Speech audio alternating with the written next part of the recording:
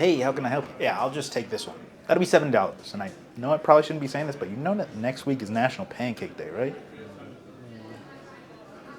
So the Steam National Pancake Day sale.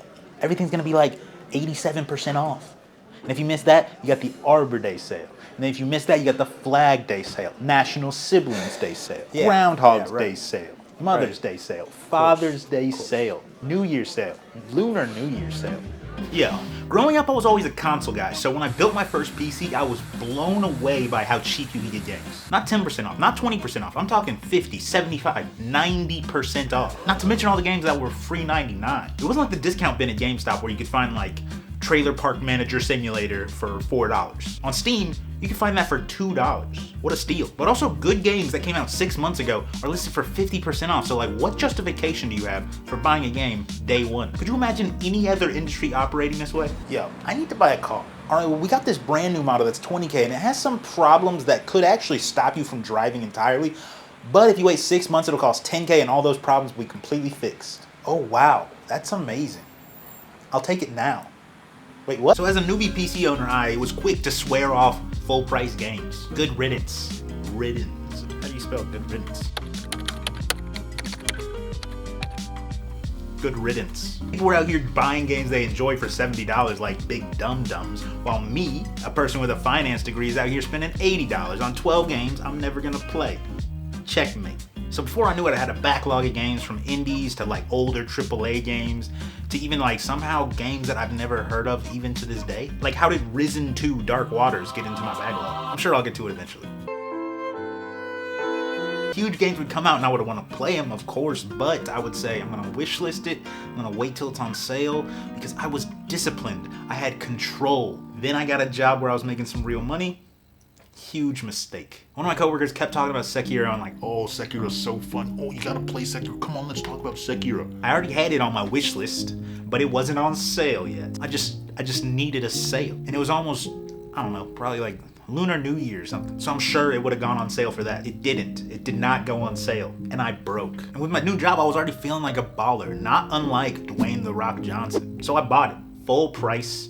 And it wasn't even around release. I think I bought it like 2021 or something. And I played it. And I enjoyed it. And unfortunately, I haven't finished the game yet. I'm sure I'll get around to it. But this whole situation showed me something about myself. I'm weak. Willpower, not physically. Physically, I'm quite strong. Not unlike Dwayne "The Rock" Johnson. So what? It's just one game. No. You can bet your best balloon animal that I broke the proverbial seal with Sekiro. The taboo lost all its boo. Only the ta remained. You see, the ta is take all of the games you can for full price. But not just that, I'm not only buying games for full price day one now, I'm also pushing games for full price. When I bought Elden Ring, I called all of my friends of means and told them to buy it too. What have I become? I've let everyone down. I've let the gamers down. I've let my dad down. By the way, my dad always comments just the word interesting on my videos. Thanks, Dad. Love you. But the day one buys didn't stop there. They progressed, in fact, with games like Baldur's Gate and Dragon's Dogma 2, Metaphor ReFantazio, and the list goes on. I've become a perpetual victim of the hype, but I've stopped fighting it. It's not because I'm powerless to do anything. I could stop at any time I want.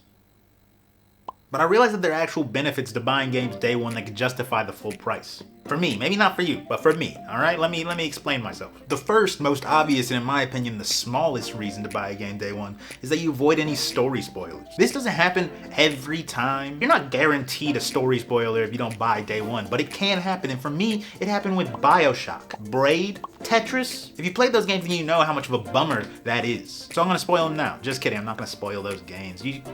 If you haven't played them, you should play them. And that's exactly why I caught up on One Piece, because like, ain't no way I'm letting somebody spoil what the One Piece is when that happens. Ugh, no way. But yes, with those games and with other games that have been spoiled for me in the past, I would have paid more to have them not be spoiled. Would I pay full price? I don't know, but that's only one of the benefits. The second one is, have you ever heard the quote, given the opportunity, players will optimize the fun out of a game? If you haven't heard that quote, I made that quote. But it's true, there's this bliss when you play a new game, when you're trying new things and failing and making discoveries. But eventually you cross this like knowledge line, that same line that gets crossed in every conspiracy movie where they say like, he knows too much. And at this point of the game, you start using a build that's optimized and so strong that you guarantee that you'll never have fun again in that game. When you buy a game that's been out for a while, that time from A to B is significantly shorter because everything is online. And I know you're saying, just don't look it up. But to reiterate a point I made earlier, I'm weak. And for me, when I'm playing a game and I find something and then I Google it and then it's no search results, there's no one that has posted anything about this thing in this game that I found, it's the closest I feel to an explorer. Magellan may have circumnavigated the Earth, but I, as far as I know, am the first person to have found the Caelid chest in Elden Ring. Equally impressive. And so for me, yeah, I love that. Let me know if you love that too, if that ever happens to you, but for me, it's cool. It's cool, it's very cool.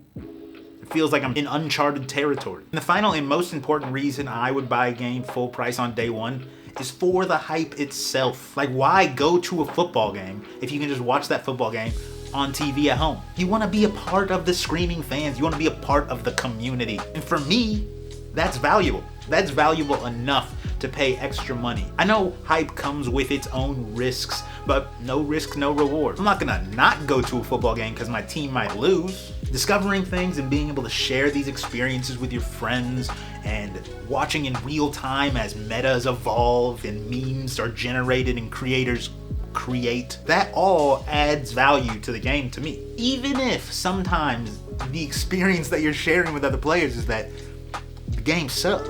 Look, I get that waiting for sales is smart and it's for the most part what I do. If you're watching this video assuming that I buy every game that is released, period, full price, that is not correct. All I'm saying is that there is some additional value to buying a game and being a part of the first people to experience the game. That may be less valuable to you than it is for me, but it's not nothing. In fact, it is very likely that I will be buying a game full price on release day this month. Like a Dragon Pirate Yakuza in Hawaii is coming out, and I've talked about it before, but I am excited for this game. So maybe like the video to help me afford it. Every like is a doubloon going towards that game, and if not, I guess I'll just pick up Trailer Park Manager Simulator. My name is Terrence. I'm gonna keep playing games until I find the perfect one.